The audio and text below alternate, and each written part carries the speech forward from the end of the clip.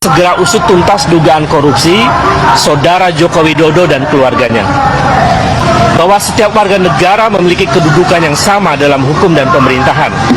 Atas dasar itu, kami bermaksud mengingatkan kembali kepada KPK agar dalam penegakan hukum untuk memberantas korupsi tidak tebang pilih, tidak tumpul ke atas dan tajam ke bawah. Siapapun sama di muka hukum, termasuk mantan Presiden Joko Widodo dan keluarganya.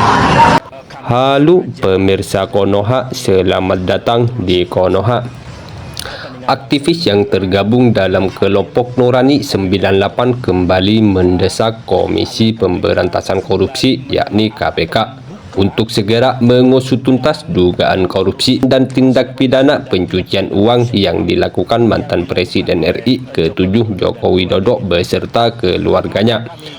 Aktivis Nurani 98 meminta KPK jangan tebang pilih, jangan tajam ke bawah, tumpul ke atas dalam tugasnya memberantas korupsi di Indonesia.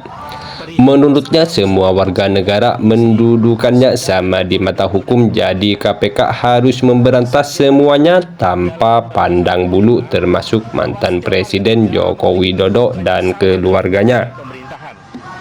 Kami sengaja dengan niat tulus ikhlas untuk kepentingan bangsa dan negara hadir kembali ke KPK untuk meminta agar KPK kembali menelaah atau membuka tentang dugaan korupsi nepotisme dan tindak pidana pencucian uang yang dilakukan oleh Joko Widodo dan keluarganya.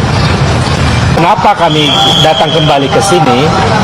Karena ada konfirmasi yang cukup kuat dari laporan OCCRP itu. Ini kami sampaikan kepada Ketua KPK.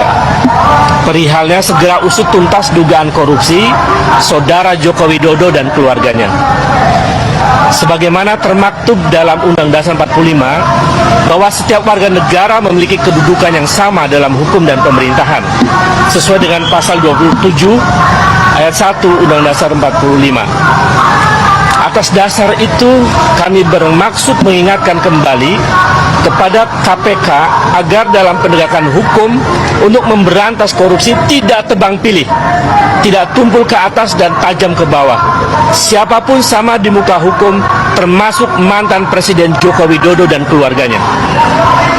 Bahwa KPK berdasarkan undang-undang ditegaskan bahwa dalam menjalankan tugas dan wewenangnya, KPK berasaskan pada kepastian hukum, keterbukaan, akuntabilitas, kepentingan umum, proporsionalitas, dan penghormatan terhadap hak asasi manusia.